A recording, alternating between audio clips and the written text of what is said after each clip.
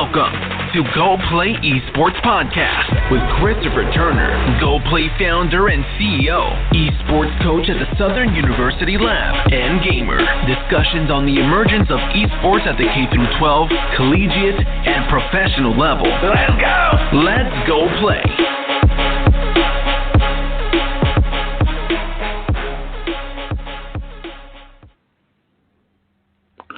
Hi, this is Christopher Turner, host of Go Play Esports. This is the first official show. I'd like to welcome everybody on board. We're going to be on a good ride. Today I have some special guests. I have LSU Esports here. Have the Rocket League team to be exact. These guys have brought home some medals of late, doing a great job representing the club and the actual collegiate team. Just proud of these guys. They're homegrown. Just doing extremely well in the Rocket League collegiate scene. And I'm going to actually invite them in now, let them introduce themselves. I have Tyler, Roman, and Logan on. Welcome to the show, guys. What's up? Thank you for having us. Hey. So, I don't know where Roman is. For the ones that are not familiar, could y'all at least explain the esports program at LSU just real brief? Logan, you want to take that? Sure. So our esports club at LSU is a student-run club featuring a variation of games from Rocket League to Call of Duty to fighting games like Smash or Street Fighter. It's a club that kind of encompasses any game, really. Got it. And I know your guys' expertise game is Rocket League. Could you give like any insight on like any kids or maybe somebody's thinking about going to LSU and actually joining the club and the team? Like, what does that look like actually as like a student athlete representing the school? Let's see. In terms of like what's it look like from people that's from the outside looking in terms of what we do. Well, your experience, like what how is it? Yeah. From my experience, like competing for the school, it's really neat because you get to represent the school in a way. Because for the EGF event over in New York City, we actually got represented by LSU Athletics itself. So they sent us out. They got us a jersey that's going to come in eventually, and we competed for like LSU rather than just the Esports LSU, which is what we want the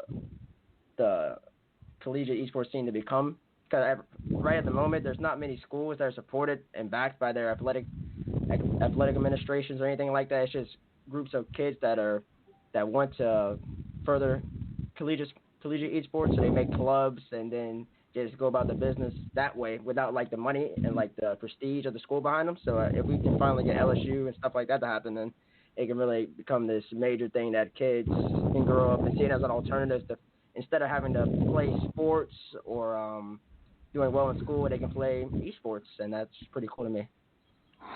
Yeah, you actually took it a step further. I led with that question to go to those details.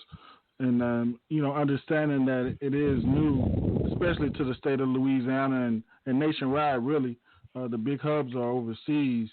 And then part of the reason why I wanted to have you guys on, because you guys are doing excellent at what y'all are doing. And as a club, you have some great numbers. And you hit on the point of more school involvement. How have they been involved as far as this year? I know you just mentioned New York. Has it been any more support on the school end? So far, as far as the EGF tournament goes, that was the first time our school and athletic department really dipped their toes in the waters of esports, and they're kind of testing the waters and see how it is.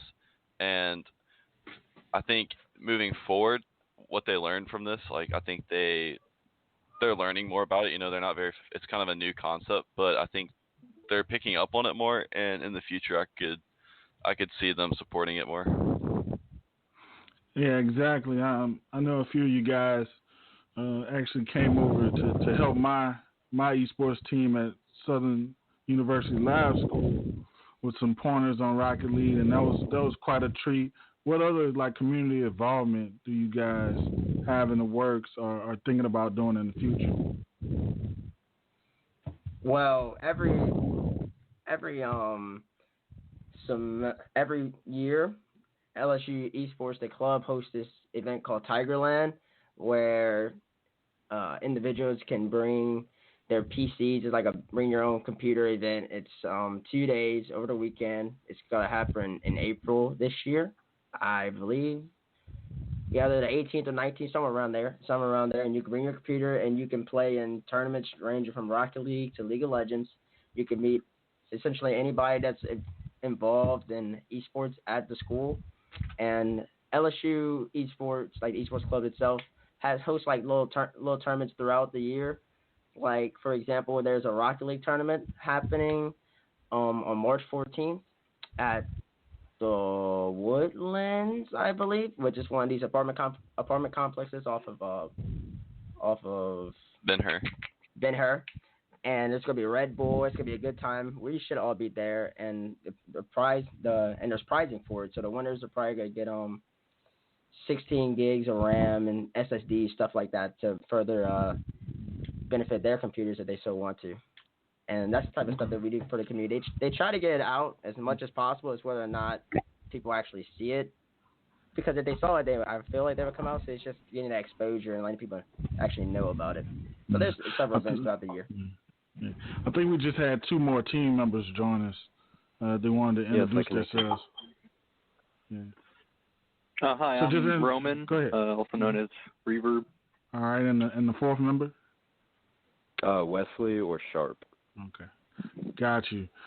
So we were just talking about the community outreach. I want to kind of backtrack and go into like team. Like, what does it look as a team? You're competing on these big stages like the stadium in Arlington and such. What does it look like from a team aspect? Like how many times a week do you practice? How serious it is?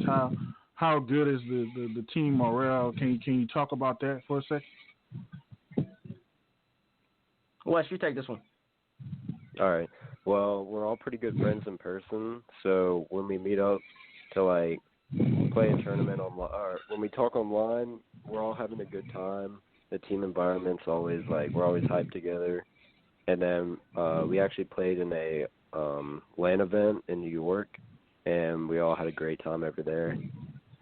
And the LAN event, I think it might have been Logan that mentioned the EGF, the Power 5 Invitational, and that was awesome. It was great. When I saw that, I was really happy for you guys. Can you walk us through that trip? Like, how cool was it? Was it your first time like visiting New York? What was like, the vibe when you got to playing and going through this tournament? Oh, I'll take this one. You take it. That was awesome. That was the most amazing ever. I hadn't left the state of Louisiana since 8th grade, and I am now 21 years of age. I turned 21 on February 21st, so I was 20 then. So that's been like 7 years or something. And then to go to New York City, of all places, which is amazing, especially for the game that I love playing, and just to see the city, experience it with friends. And we really, like, those are the type of events that, like, sports teams and stuff have. That's where, like, team chemistry and team bonding grows even more, because you're going on a trip with people, you have to stay with them, you have to see them, et cetera, et cetera. And given that we don't have, like, a specific space at LSU to where, like, we can walk in and we can see each other every day. We say, let's practice together and stuff, but everything's online, so you're not seeing everybody's actual emotions or expressions, how they're talking, how they're it's just overall like basic human functions, And to see that in person, we all get hyped, there's screaming and stuff going on, and the event was cool itself. It was just amazing. It's the best thing I've ever participated in esports wise. That's awesome. So like, how often, like when you guys are here in Baton Rouge, how often do y'all hook up to kind of play in person, or is that like impossible due to the way that LSU is set up as of now? I think this semester we've done it once so far. We do have some computer setups in our UREC, but it's really for the whole campus to use, and it's usually fairly busy, and it's just not the best environment to really compete in. So everyone's usually more comfortable in their own setup. I was just saying everyone's most comfortable in their own setup, in their own house anyway. So unless you're for some kind of environment, everyone's just usually playing from home. So I want to touch base on the actual CRL league, and for the people that are listening and don't know what that is, it's pretty much the Collegiate Rocket League where these guys compete with colleges all through North America. Are y'all still the number 2 seed? Yes, what seed are y'all now? Yeah, they have a good record, wonderful record, and I think they're probably going to be coming out of their division. What is that like from like a player's perspective and a fan? Because I play games and I'm a fan first. From a fan perspective, how awesome is it to kind of see these other colleges getting involved? It's becoming like a national thing, and they're actually breaking up into like the SECs and the Pac-10s, and you're looking at the structure like a real sport, and it is a real sport. But the powers to be are starting to realize that and structure as such.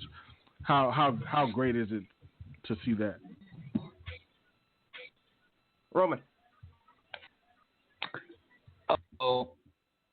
Certainly I can speak, as a fan since, I'm a substitute player, so I'm not really in all the matches a lot. So I've been watching all the streams. They have CRL has really improved its quality of the year, especially when you have these returning teams with strong records like Akron, LSU, and Tyler especially has kind of built up this personality. Him and Fire from Arizona, they have this, a huge rivalry going. It's every single week to see, the content, the rivalries, the storylines, the comebacks, the heartbreaks, and then it really feels like a real college sport.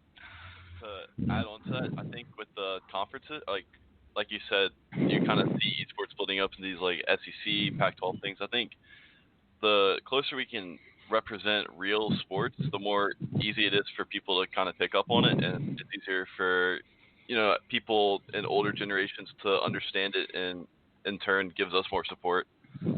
And then to top that off, because of I'm biased towards Rocket League, but also Rocket League is a sports-based game. It's soccer, but you're just adding a car. It's hit the ball on the goal. It's very simplified. People can relate to that, and it's sports. People can genuinely get hype behind that. So as it continues to grow, I feel like it's one of the few games that has the potential to end up in a bar setting per se, where people actually go out and watch Rocket League, watch a collegiate national championship if it ever becomes that big. I feel like it has that potential. I think we're halfway there. Just on those aspects that you're saying. Soccer is one of the biggest sports in the world. And just having those aspects, and it's so fast-paced that anybody can grab the concept of it and go with it and enjoy it by watching it. I totally agree with that statement. And going back to you guys hitting on Tyler, you are hilarious. I watched some videos, and you have a persona, man. Talk about that a little bit. I know you've been kind of quiet in this podcast, but talk about that, how you developed the persona and the Chef Bates phenomenon, man. Give us some insight. Well, I don't know. I've grown up a competitor. I've always wanted to win. I always like to compete with people at the same time too, though. And I respect my opponents, and I like to talk a little trash, have a little fun with people I play against. And I call it Chef Bates because I feel like I'm pretty good with the dribble in Rocket League. So when I got the ball on my car near me, I make a play, get by one, get by two. I might scream, I might yell, and then I call it the cook zone. Cause I'm cooking up, you know what I'm saying? And it's a fun little time. And in reference to what Roman mentioned about Fire, who plays at Arizona, he's one of my best friends over the game, but he's also my number one rival. And we go at it, and I love that. And I love coming at him with that type of stuff. And I like for kids to have something to see and something to tell their parents about, something like that, in terms of I want to be like this dude. I don't know. I want to be inspiration. So I try to make it fair for everybody.